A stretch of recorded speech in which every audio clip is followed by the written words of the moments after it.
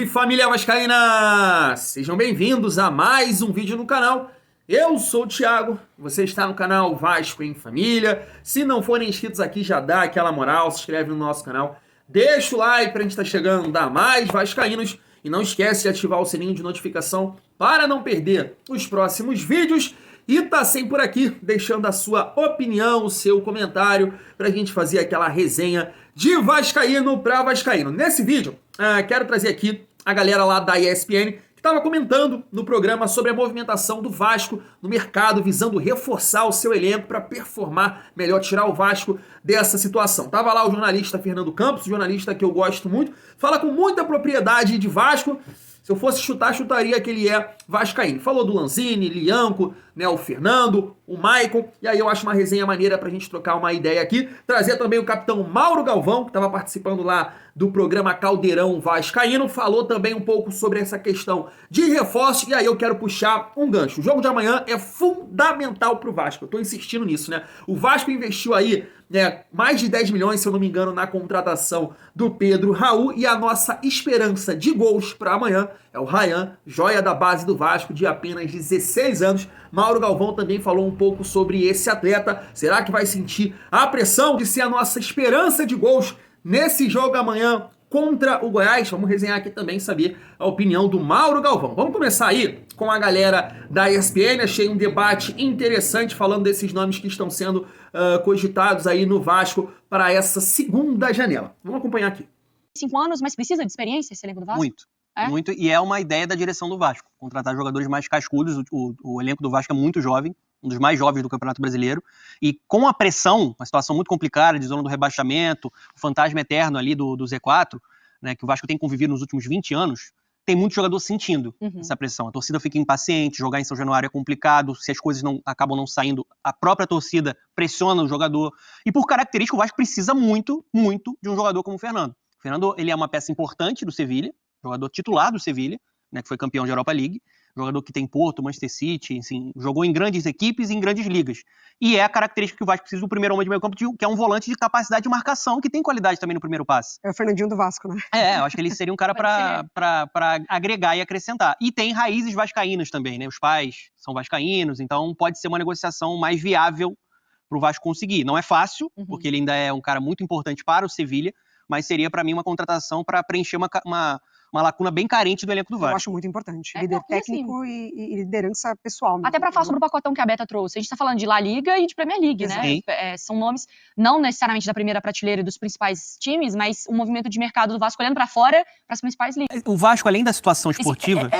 Não, assim, eu acho que tem 3 nomes aí que elevariam o Lanzini, o Fernando e o Lianco, principalmente. Mas além da questão esportiva, que dificulta muito o Vasco na negociação com o atleta, né, para conseguir atrair o atleta, né? Você tem uma questão financeira, porque o Vasco não vai ter a capacidade financeira de comprar nessa janela. O próprio Paulo Brax já falou sobre isso. Estão buscando mais jogadores livres no mercado, porque você tem uma situação como a 777. O Vasco foi a SAF que iniciou com o maior investimento no início do ano, 110 milhões né, de reais investidos em jogadores. Então, agora você tem que ter a capacidade de atrair o jogador para esse projeto. Um jogador que está com fim de contrato. Lanzini, Fernando...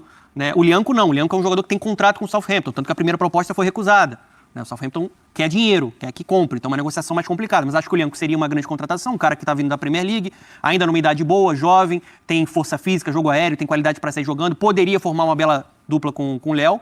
Né? Acho que são jogadores que se completam, um destro, um canhoto. O Fernando já falei aqui, para mim é uma contratação muito acertada, se for sacramentada, e o Lanzini é uma necessidade. Sim, o Vasco não tem capacidade de criar. Não. Precisa de um jogador com a capacidade mais cerebral, um camisa 10 mesmo. O Lanzini seria para preencher essa lacuna carente que o Vasco tem. Né? E o Barbieri também precisa tentar retomar o que a gente viu no Campeonato Carioca. Foi o que a Mari falou. Hoje o Vasco é um time sem padrão. Hoje o Vasco é um time que não tem pontos fortes. Todo Vasco que está vendo a gente aqui sabe que é verdade. A gente tem visto um time com sistema defensivo frágil, meio de campo que não cria, um ataque que acaba sendo nulo. O Vasco precisa de reforços para chegar, vestir a camisa e jogar. E no ataque também precisa, assim, porque o Pedro Raul, querendo ou não, a expectativa. Precisa muito da chegada desse 10 é a qualidade no passe que chega no Pedro Raul. A potencializar. Porque também, assim, ele entra no pacote de que o desempenho não está acontecendo. E o desempenho também passa pelo coletivo. E até assim, o Brax falou isso em coletiva, que o Vasco agora ia focar mais em qualificar do meio para frente. A gente está vendo ali um volante, 2 zagueiros, né, porque o Capasso se lesionou. Então, o Maicon é uma ideia de você aproveitar um jogador que se rescindir com o Santos deve acontecer para dar uma rotação, não seria um titular, e o Vasco ainda busca um outro zagueiro. Pra vestir a camisa, pra chegar e assumir a posição? Eu acho que o Maicon não seria um cara para chegar para ser titular, tanto que ele não é titular no Santos atualmente. Não vive um bom momento. O Vasco busca um outro jogador que seria titular, e aí a ideia seria o Lianco. Mas o Vasco, como você falou, precisa qualificar do meio para frente. Porque você tem jogadores jovens por ali. Né? Você tem um Orelhano que tem que se adaptar, um jogador que chegou do Vélez ainda jovem, argentino. Você tem um Peck que até faz uma boa temporada, Figueiredo. O Pedro Raul, às vezes, fica muito isolado. Então precisa de um camisa 10, precisa de ponta. O Serginho é um ponta destro, que pode jogar ou pela esquerda ou pela direita, mas para mim é uma aposta. Eu vou mentir pro telespectador se eu falar que é uma solução. Eu não conheço o atleta. A gente vai conhecer aqui no dia a dia. Fez a carreira em ligas que tinham um nível de competitividade bem abaixo do que ele vai encarar no futebol brasileiro. Tá aí, né, família vascaína? Eu concordo com o Fernando Campos. Acho que esses 3 jogadores aumentariam o nível do Vasco, né?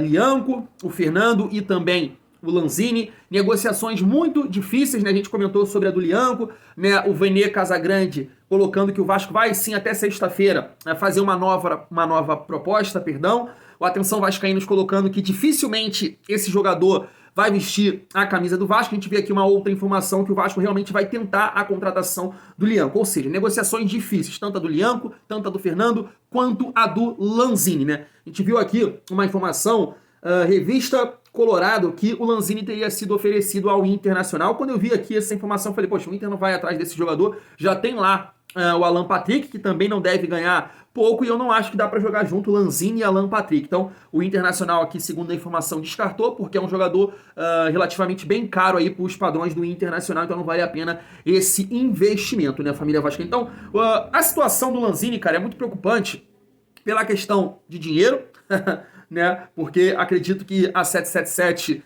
deve pensar muito em investir nesse atleta. A gente vê aí que aquele profissional que trabalhava lá no Manchester City, né, se eu não me engano, me corrijam se eu estiver errado, o nome dele é Don Dransfield, né, estaria à frente das negociações, mas é muito difícil, cara. Eu só acredito vendo, ele ganhava lá 1.600.000, se eu não me engano, o West Ham não deve ganhar, não querer ganhar menos de 1 milhão, então é difícil acreditar que a 777 vai pagar esse valor para esse atleta. Então, me parece que o Paulo Brax fica chutando o nome para lá, para cá, mas quem dá a canetada final, irmão, é a 777. Será que vai querer fazer esse tipo de investimento? O Fernando também disse que quer ganhar em torno do que ele ganha lá no Sevilha, que não deve ser pouco. Então vai pagar um jogador de 35, um jogador de 30 anos, o Lianco, que o Southampton só quer se for a venda do atleta. Então é difícil que esses 3 jogadores que a gente coloque, que podem ajudar a aumentar o nível do Vasco, são as negociações que a gente imagina que o Vasco não vai acertar. Sinceramente, vou falar pra você, se a 777 contratar esses atletas, eu vou ficar muito surpreso. Eles vão calar a minha boca, porque eu acho muito, mas muito difícil,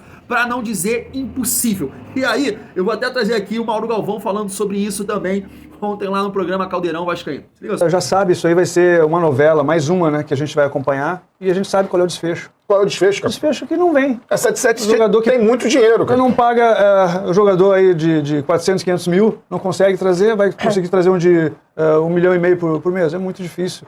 Eu acho, ainda entendo que o Vasco tem que trazer jogadores que estejam aqui, que ele possa estar vendo jogadores que estão na Série B, são jogadores bons, que têm qualidade. Tem muitos jogadores aí que estão em algumas equipes, como o Ceará, a própria Juventude e outras equipes paulistas principalmente, que o Vasco poderia trazer também. Porque começa a especular esses jogadores que acabam não chegando. Então isso eu acho que passa para a torcida uma expectativa. Depois você vai se decepcionando. Porque, como o Peruca falou, se falou no Lianco, me parece que é um bom jogador. Se falou no Lanzini, parece também ser um bom jogador. Nomes que eu acho que poderiam acrescentar na equipe do Vasco, que é o que está faltando. Um pouco mais de bagagem, jogador que já tenha jogado em clubes grandes. E esses jogadores estão acostumados. Precisaria trazer mais uns 4, pelo menos, junto com esses 2. É muito difícil de acreditar. A única coisa que eu discordo do capitão Mauro Galvão é buscar no mercado da Série B, jogadores do Ceará, do Juventude. Não, cara, o Vasco tem que tentar contratar aí jogadores que tenham um nível técnico, que consigam ali realmente nos ajudar, né? Não sentir a pressão. Esses jogadores do Ceará, do Juventude, por mais que tenham qualidade, cara, são apostas, né? Não tem nenhuma certeza lá, então eu discordo que o Vasco tem que ir nesses mercados, né, família vascaína? O que a gente está vendo da movimentação da segunda janela do Vasco, de fato, Serginho, uma aposta, e Maicon, uma burrice. Esse é o meu modo de pensar, família vascaína. Vamos seguir o nosso vídeo e falar sobre esse jogo de amanhã tão difícil aí contra o Goiás. Eu vi aqui no vídeo de mais cedo a galera me zoando, né, que eu falei assim, ó, o Goiás não ganhou de ninguém fora de casa. Aí a galera falou, Thiago, mas o Vasco também não ganhou de ninguém dentro de casa. Mas aí, família vascaína, eu acho que a gente pode pontuar pegando o elenco do Vasco e do Goiás, o Vasco é o favorito por jogar em casa, com casa. A probabilidade do Vasco ganhar tem que ser maior, é maior, pelo amor de Deus. Então vamos manter um pensamento positivo, uma corrente positiva aí, porque o Vasco tem que sair dessa zona incômoda aí, que é a zona de rebaixamento, né, família vascaína? E a gente tem aí um jogador de 16 anos que é a nossa esperança de gols aí diante do Goiás, que promete sim ser um jogo muito difícil. Estreou no Campeonato Brasileiro contra o Internacional e fez o que ele fazia na base. Gol. Vamos ver aqui a opinião do Mauro Galvão, se acha que ele pode sentir a pressão no jogo. Não, acho que não. Eu acho que ele já demonstrou nesse jogo contra o Inter, lá que ele ficou bem à vontade, jogou tranquilamente. E o jogador de futebol, quando ele chega nesse momento dessa transição da base para o profissional, é ali que ele tem que aproveitar. Então é o momento dele, eu acho que ele tem, inclusive... tu tá esperando aquilo ali, né? Acende a luzinha, é a hora que tu tem que começar a mostrar. Então ele, com certeza, mostrou personalidade, a bola foi tocada para ele, já definiu logo, fez o gol. Eu acho que isso aí começa a dar assim, a confiança para o jogador. Então ele conseguiu passar pela primeira dificuldade, que é a estreia, né? Jogar na equipe profissional, fora de casa, contra o Inter, não é fácil. E ele foi muito bem. Eu não teria tirado ele, né? Mas ele acabou saindo antes de terminar o jogo. São coisas que fazem o jogador começar a pegar, né, aquela experiência. É claro que ele tem muita ainda coisa pela frente, mas ele demonstrou ser um jogador pronto já. Mesmo com a idade que é baixa ainda, tem 16 anos, né? Isso. Vai fazer 17. Mas ele demonstrou fisicamente que está preparado também. Tomara que dê tudo certo, ele e o Pedro Raul possam ajudar o Vasco a conquistar essa vitória que vai ser muito importante. Tá aí, né? Quem sou eu para discordar do Mauro Galvão, um cara que viveu muito bem, né, o campo, e também acho isso. O Ryan tirou o peso da estreia ali contra o Internacional, um jogo difícil fora de casa, metendo gol, né? Claro que no decorrer da partida ele pode errar um passe, não ir tão bem, eu acho que faz parte, até jogadores mais experientes passam por isso. O fato que na maneira que o Vasco joga hoje, nesse 3-5-2, nessa variação, cara, o Ryan se encaixa muito bem. Muito bem, porque o Pedro Raul é um cara que tem muita dificuldade, ele não tem a qualidade do Ryan para sair da área, para driblar, para criar um espaço e bater pro gol. Então o Ryan tem essas características e eu acho que o Vasco fez a melhor partida ofensiva diante do Internacional, muito por causa disso, né? Várias jogadas criadas ali no ataque do Vasco terminaram na movimentação do Ryan. Ou ele fazendo gol, como fez, né? O primeiro, ou aquele chute que ele ali chutou mal, chutou para fora, mas é um cara que eu também tô botando muita fé. Não acho que ele vai ser o responsável por nos tirar dessa situação, é muita pressão para um jogador jovem, mas eu acho que ele pode agregar sim, família vascaína, porque como disse aqui, enquanto o Vasco não trazer jogadores que possam ajudar o Pedro Raul performar melhor, que é um caso do atacante do lado de campo, o camisa 10, que seria o Lanzini, eu acho que o Ryan é o jogador mais adequado para nos ajudar a sair dessa situação. Espero que ele esteja numa noite inspirada no jogo de amanhã, lá dentro de São Januário, possa marcar mais uma vez para a confiança dele só ir aumentando e ser uma peça, apesar da idade, uma peça importante, um jogador importante para nos ajudar a sair dessa situação. Família vascaína, me conta aí o que você acha da opinião do Mauro Galvão, do Ryan. Só para finalizar, pegando aqui a informação do GE, o time do Vasco deve entrar em campo, vai ser Jardim. Existe uma dúvida entre o Lincoln e o Miranda, mas deve ser aí o Lincoln, Zé Gabriel fechando ali, terceiro zagueiro, né? E o Léo na ala direita, o Figueiredo, porque o Puma não deve ter condições de jogo.